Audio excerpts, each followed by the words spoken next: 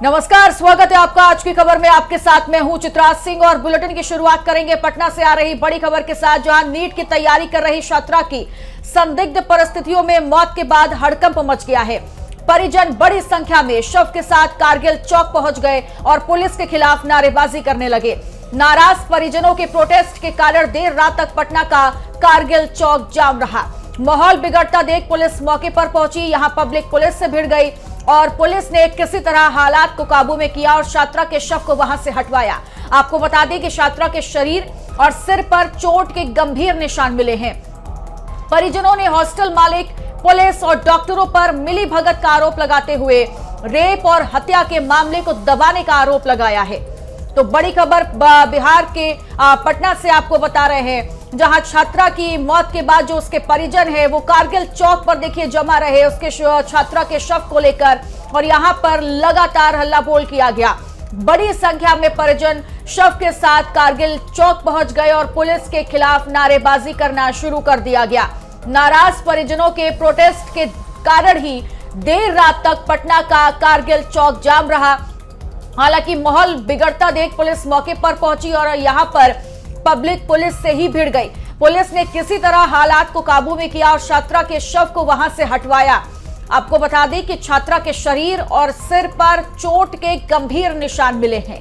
परिजनों ने हॉस्टल मालिक के साथ पुलिस और डॉक्टरों पर मिली भगत का आरोप लगाते हुए रेप और हत्या के मामले को दबाने का आरोप लगा दिया है। और इसी के बाद से लगातार ये पूरा का पूरा मामला जो है वो बढ़ता जा रहा है और परिजन भी देखिए लगातार गुस्से में नजर आ रहे हैं। और यहाँ पर जमकर जो है वो प्रोटेस्ट किया गया और यहाँ पर पुलिस के खिलाफ भी जमकर नारेबाजी की गई। हालांकि पुलिस ने कड़ी मशक्कत के बाद शव को वहां से हटवाया है, लेकिन परिजन गुस्से में है। और ये जानकारी सामने आई कि छात्रा के शरीर और सिर पर चोट के गंभीर निशान मिले हैं।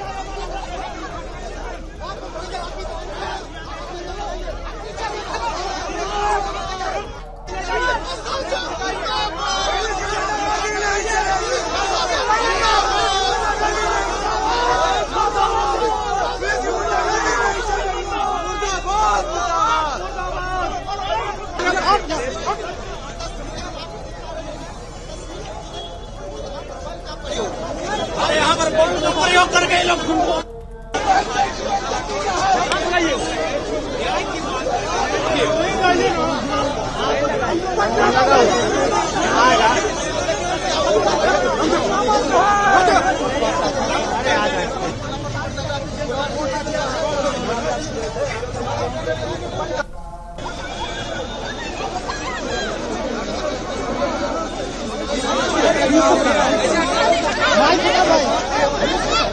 देखिए, अब लगातार इस पूरे मामले का नया मोड़ आता हुआ नजर आ रहा है। एक तरफ जो छात्रा के परिजन हैं उनका ये आरोप है कि हॉस्टल मालिक के साथ पुलिस और डॉक्टरों की मिली भगत से रेप और हत्या की गई है और अब इस पूरे मामले को दबाने की कोशिश की जा रही है। और हमारे साथ हमारे रेजिडेंट एडिटर कुंदन कृतज्ञ जी हमारे साथ जुड़ गए तमाम जानकारी देने के लिए। कुंदन जी, लगातार इस पूरे मामले पर नया मोड़ आता हुआ दिखाई दे रहा है।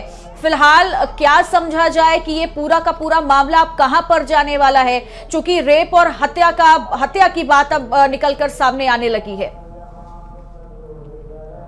देखिए, आपको एक चीज बता दें कि छात्रा की मौत के बाद पोस्टमार्टम होना है और पोस्टमार्टम की रिपोर्ट के बाद ही यह मामला किस तरफ का रुख लेगा यह स्पष्ट हो पाएगा।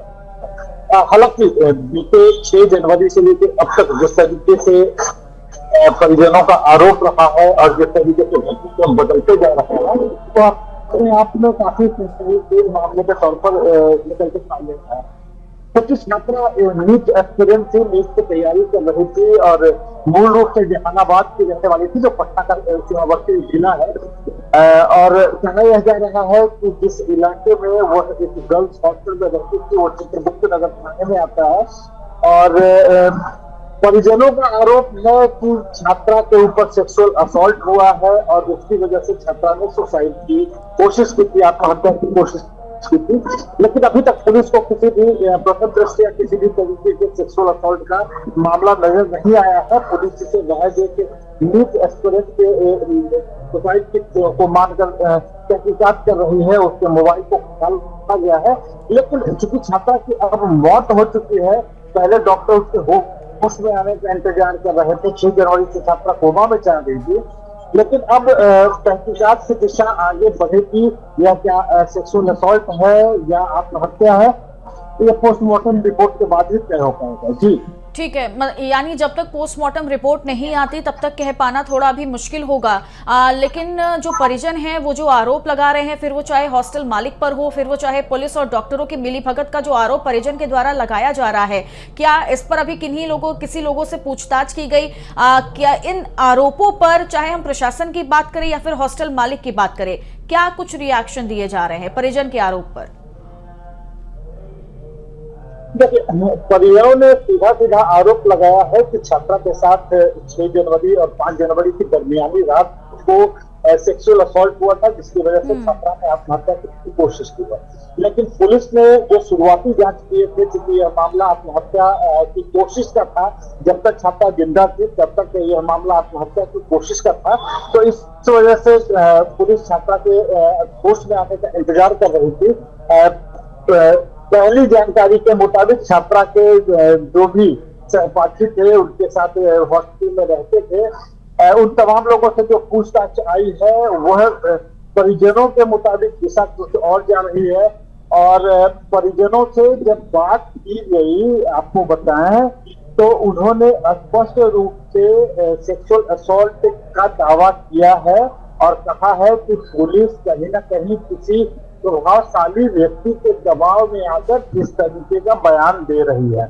तो कह सकते हैं कि पुलिस का शुरुआती जांच किसी और दिशा में जा रहा था, परिजनों का आरोप किसी और दिशा में जा रहा था। अब चूंकि यह मामला आत्महत्या का हो चुका है, तो पोस्टमार्टम रिपोर्ट आने के बाद ही पुलिस ने भी स्पष्ट रूप से कहा है कि वो कुछ आगे कहने या बताने की स्थिति में होंगे। तब तक के लिए इंतजार करना होगा। लेकिन कल जिस तरीके से छात्रा के सहपाठियों ने पटना के महत्वपूर्ण करगिल चौक पर कैंडल मार्च निकाला था और वहां पुलिस के साथ झड़प की खबरें भी आई हैं, तो यह कह सकते हैं कि सहपाठी और परिजनों का आरोप कुछ और है, पटना पुलिस के दावे कुछ है। ठीक है, फिलहाल अभी थोड़ा बहुत इंतजार करना होगा, जिसके बाद सारी जानकारी जो है वो क्लियर हो पाएगी। बहुत बहुत शुक्रिया कुंदन जी आपका तमाम जानकारी देने के लिए। और अब चलिए आगे बढ़ेंगे, जहां लखनऊ के केजीएमयू में यौन शोषण और धर्मांतरण के प्रयास के मामले की जांच अब एसटीएफ करेगी।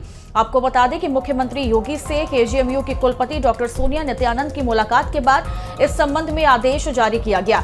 डॉक्टर सोनिया नित्यानंद ने मुख्यमंत्री से एसटीएफ जांच की मांग की थी। शुरुआती जांच में आरोपी डॉक्टर रमीज मलिक का धर्मांतरण से जुड़े पुराने गिरोहों से संपर्क सामने आया। सोमवार को पूर्व डीजीपी भावेश कुमार के नेतृत्व में गठित 7 सदस्यीय जांच समिति ने अपनी रिपोर्ट सौंपी, जिसमें एसटीएफ से जांच कराने की सिफारिश की गई है। तो केजीएमयू ये धर्मांतरण का पूरा मामला, जहां अब यौन शोषण धर्मांतरण की जांच एसटीएफ करने वाली है, ये बड़ी खबर आ रही है। और ये निश्चित तौर पर अभी माना जा रहा है कि कई ऐसी चीजें हैं जिनसे पर्दा उठना अभी भी बाकी है। हालांकि मुख्यमंत्री योगी से देखिए केजीएमयू की कुलपति डॉक्टर सोनिया नित्यानंद ने मुलाकात की थी और इस संबंध में अब आदेश भी जारी कर दिया गया।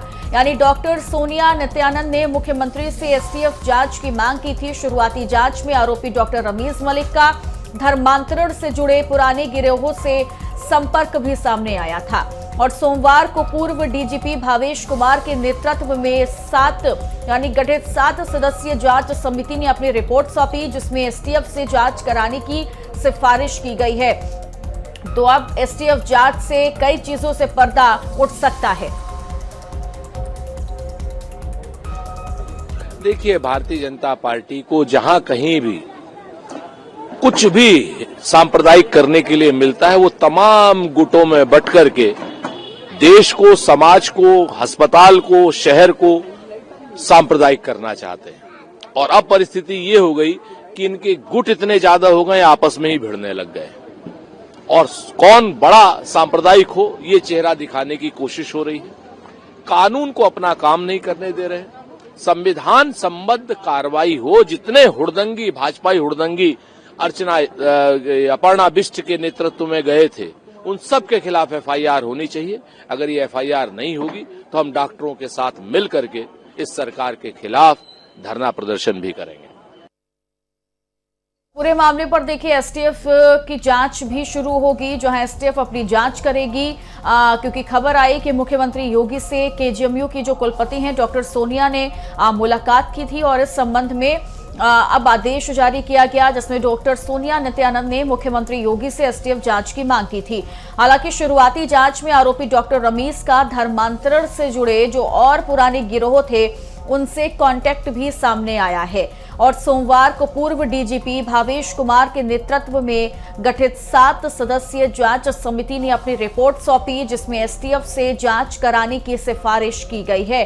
तो अभी आरोपी की गिरफ्तारी तो हुई, लेकिन कई ऐसे सवाल हैं जिनके जवाब शायद अब तक नहीं मिल पाए हैं और इस लिहाज से कुलपति की ओर से ये सीधे तौर पर कहा गया कि एसटीएफ जांच जो है वो की जाए और कई ऐसे सवाल हैं जिनसे पर्दा उठना अभी बाकी है, जो बहुत ज्यादा जरूरी भी हैं, क्योंकि कई ऐसे पुराने गिरोह भी सामने आए हैं जिनसे सीधा का सीधा संपर्क जो है वो डॉक्टर रमीज से रहा है।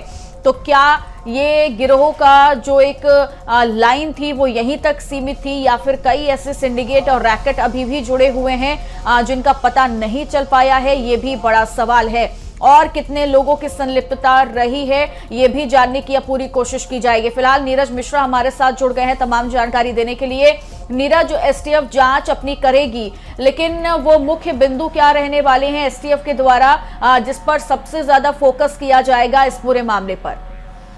तो बिल्कुल देखिए, ये पूरा मामला काफी गंभीरता से मुख्यमंत्री ने लिया है और जिस तरह से केजीएमसी में धर्मांतरण का पूरा प्रकरण सामने आया और उसके बाद अपर्णा यादव भी वहां पहुंची थी और वीसी सोनिया नित्यानंद से उनकी बातचीत हुई थी और बातचीत में थोड़ा गर्मा गर्मी हो गई थी। तो इस पूरे मामले को मुख्यमंत्री ने संज्ञान लिया। पहले अपर्णा यादव से मुलाकात की, उन्होंने अपनी रिपोर्ट दी और उसके बाद वीसी केजीएमयू की सोनिया नित्यानंद ने भी मुलाकात की और उन्होंने भी अपनी रिपोर्ट दी। तो अब इस पूरे मामले पर ये तय किया गया है, ये मामले की जांच एसटीएफ करेगी, क्योंकि इसमें एक नेटवर्क निकल के आ रहा है कि इसमें कई लोग इन्वॉल्व हैं और डॉक्टर रमीज एक मोहरा है या वो मेन किंग पिन है।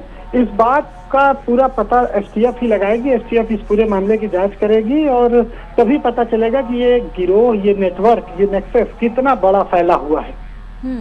ठीक है, लेकिन ये भी बताया गया कि कुछ ऐसे पुराने गिरोह रहे हैं जिनके संपर्क में ये डॉक्टर रमीज रहा है।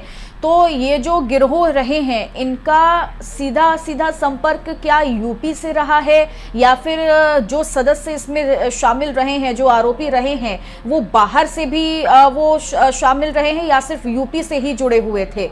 इस पर कुछ जानकारी मिल पाई है क्या? जी देखिए, इन्हीं सब बिंदुओं की जांच के लिए ही एसटीएफ को लगाया गया है और एसटीएफ ही अब ये जांच करेगी कि डॉक्टर रमीज के जो फोन कॉल हैं वो कहाँ कहाँ बात होती थी, क्या इसका प्लान था और इस गिरोह में कितने लोग शामिल हैं, कितने व्हाइट कॉलर लोग शामिल हैं कि जो इस तरह का नेटवर्क चला रहे हैं अच्छी यूनिवर्सिटीज में, अच्छी जगहों पर, जहां पर ये आराम से अपने सफेद पोश होने का फायदा उठाकर महिलाओं और लड़कियों को अपने जाल में गिरफ्त में लेते हैं, उसके बाद उनका धर्मांतरण कराते हैं। बहुत बड़ा नेक्सस है। इसके पहले भी इस तरह के तमाम नेक्सस का खुलासा हुआ है, एसटीएफ ने और एटीएफ ने भी किया है। तो अब इस पूरे मामले की जांच जब एसटीएफ करेगी तभी इन तमाम चीजों पर पर्दा उठेगा। लेकिन इतना जरूर है कि एक बड़ा नेक्सस धर्म परिवर्तन के मामले में लगा हुआ है और इसीलिए इस पूरे मामले को गंभीरता से देखते हुए मुख्यमंत्री ने एसटीएफ जांच बिल्कुल, और कह सकते हैं कि कई और लोगों की संलिप्तता भी इसमें पाई जा सकती है। बहुत बहुत शुक्रिया नीरज आपका तमाम जानकारी के लिए। और अब देखिए, रायबरेली से बड़ी खबर आ रही है, जहां देश के बड़े साइबर अपराधियों का रायबरेली से कनेक्शन सामने आया है। जांच में यह खुलासा हुआ कि जिले के खातों में करीब 15 करोड़ रुपए की साइबर ठगी की रकम भेजी गई। आरोपी फर्जी फर्म रजिस्टर कराकर गरीब लोगों के नाम पर बैंक खाते खुलवाता था। 9 राज्यों से रायबरेली के खातों में पैसा ट्रांसफर किया गया। मिर्च कारोबारी शादाब अली को गिरोह का मुख्य सरगना बताया जा रहा है, जिसके तार साइबर अपराधियों से जुड़े हैं। पुलिस अब तक गिरोह के 2 सदस्यों को गिरफ्तार कर चुकी है, जबकि शादाब की गिरफ्तारी की कोशिश लगातार जारी है। तो बड़ी खबर रायबरेली से आपको बता रहे हैं, जहां गिरोह का जो मुख्य सरगना है शादाब, वो फिलहाल अभी फरार है और देश के बड़े साइबर अपराधियों का अब रायबरेली से भी कनेक्शन सामने आ चुका है। हालांकि जांच में यह खुलासा हुआ कि जिले के खातों में करीब 15 करोड़ रुपए की साइबर ठगी की रकम भेजी गई है। आरोपी फर्जी फर्म रजिस्टर कराकर गरीब लोगों के नाम पर बैंक खाते खुलवाता था। 9 राज्यों से रायबरेली के खातों में पैसा ट्रांसफर भी किया गया। मिर्च कारोबारी शादाब अली को गिरोह का मुख्य सरगना बताया जा रहा है, जिसके तार साइबर अपराधियों से जुड़े हुए हैं। हालांकि पुलिस अब तक गिरोह के 2 सदस्यों को तो गिरफ्तार कर चुकी है, लेकिन जो मुख्य सरगना है यानी शादाब की गिरफ्तारी के प्रयास लगातार जारी हैं। तो बड़ी खबर, बड़ी जानकारी साइबर अपराधियों से जुड़ी हुई, जिनका कनेक्शन अब रायबरेली से सामने आ चुका है। साइबर थाना पे मुकदमा अपराध संख्या 3/25 लिखा गया था, जिसके क्रम में विवेचना में पता चला कि जो अभियुक्तगण हैं उनके द्वारा ट्रेडिंग के नाम पर कई खाते खुलवाए गए थे, जिनके अंदर साइबर फ्रॉड का पैसा आता था। करीबन 15 करोड़ के ट्रांजैक्शंस मिले हैं। उसी क्रम में आज साइबर थाना पुलिस टीम द्वारा राज सिंह भदौरिया और सुधांशु सौरभ श्रीवास्तव को नियमानुसार गिरफ्तार कर विधिक कार्रवाई करते हुए न्यायिक अपेक्षा में भेजा। और ज्यादा जानकारी देने के लिए हमारे सहयोगी ओम द्विवेदी हमारे साथ जुड़ गए हैं। ओम, अभी फिलहाल ताजा अपडेट क्या आया है, क्या है इस पूरे मामले पर शादाब को लेकर? जी बिल्कुल चित्रा, बताना चाहूंगा जिस तरह से देखा जा रहा है, देश की जो साइबर अपराधी हैं वो रायबरेली जिले के कनेक्शन सामने निकल के आ रहे हैं। आपको बता दें कि पूरा मामला सामने जो निकल के आ रहा है वो 15 करोड़ रुपए का सामने निकल के आ रहा है। सूत्रों की माने तो एक मिर्च कारोबारी शादाब अली है, वो एक आड़त चलाता था और उड़ी आड़त में जो लोग आते थे बाद बाहर से पैसा मंगवाया जाता था और उनको गुमराह करके वो पैसा हासिल कर लिया जाता था। कुछ लालच देकर लोगों से पैसा लिया जाता था और कुछ पैसा उनको दे दिया जाता था। जब इसकी शुरुआत जांच का दायरा लगातार बढ़ता चला गया तो 2 लोगों को पुलिस हिरासत में लिया। उसके बाद सारे सिंडिकेट का पर्दाफाश हुआ। रायबरेली पुलिस लगातार जांच पड़ताल कर रही है, लोगों के हिस्ट्री खंगाल रही है, किस तरह से कहां से पैसा आया, कहां से नहीं आया। और जिस तरह से बताया जा रहा है कि मिर्च कारोबारी शादाब अली है वो पुलिस की गिरफ्त से है आया और सारी चीज हुआ।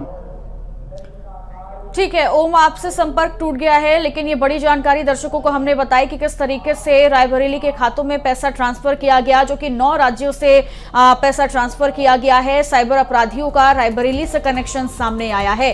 हालांकि 2 लोगों की गिरफ्तारी हो चुकी है, लेकिन जो मुख्य सरगना शादाब है उसको अभी तक नहीं पकड़ा जा सका है। और यहां वक्त एक छोटे से ब्रेक का, बने रहिए आज की खबर के साथ।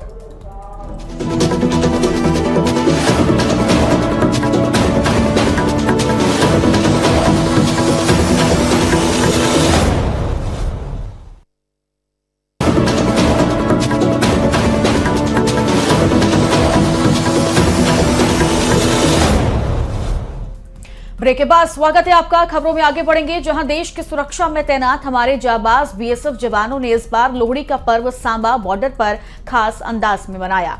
आपको बता दें कि जवानों ने लोहड़ी का पर्व पूरे उत्साह और भाईचारे के साथ मनाया। इस मौके पर सीमावर्ती क्षेत्र के स्थानीय ग्रामीणों और महिलाओं ने भी बढ़ चढ़कर हिस्सा लिया और जवानों के साथ त्योहार की खुशियां साझा की, ताकि ड्यूटी पर तैनात जवानों को घर से दूर होने की कमी महसूस न हो। लोहड़ी के पर्व पर पारंपरिक ढंग से अग्नि प्रज्वलित की गई, जिसके चारों ओर जवानों और ग्रामीणों ने एकत्र होकर लोक गीतों पर नृत्य किया। साथ ही ढोल की थाप और लोक संगीत ने माहौल को उत्सवमय बना दिया।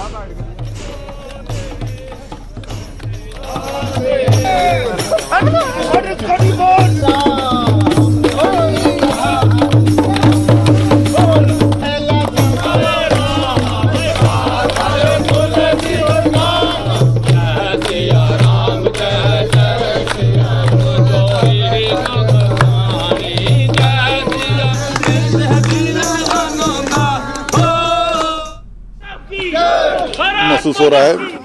ऐसे जो है सिविल पब्लिक के साथ में हमेशा जो है लोहड़ी जो है मनाना चाहिए। बिल्कुल अब नहीं लग रहा है कि घर से दूर है, बिल्कुल ऐसा लग रहा है जैसे घर में लोहड़ी मना रहे हैं। अच्छा लगा जब गांव के लोग इतने प्यार से आते हैं, तो हमारी तरफ से उससे दुगना प्यार उनके लिए है और हमारी तरफ से बहुत बहुत शुभकामनाएं गाँव वासियों को, देशवासियों को, पूरी बीएसएफ की तरफ से हमारी तरफ से लोहड़ी की बहुत बहुत शुभकामनाएं और मुबारकबाद। जय हिंद, जय भारत। लोहड़ी का पर्व जो है आप जानते हैं नॉर्थ इंडिया में खासकर जम्मू कश्मीर, हिमाचल, दिल्ली यहाँ मनाया जाता है।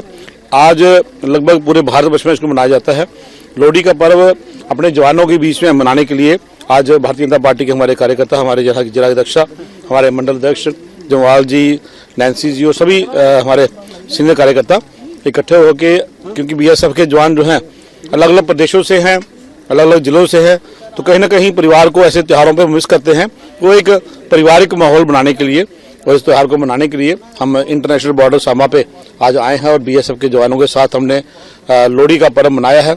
आज हम बॉर्डर एरिया बैनगलाड में हम ये बीएसएफ के फौजी भाइयों के साथ हम आज ये लोहड़ी का त्यौहार मनाने आए हैं।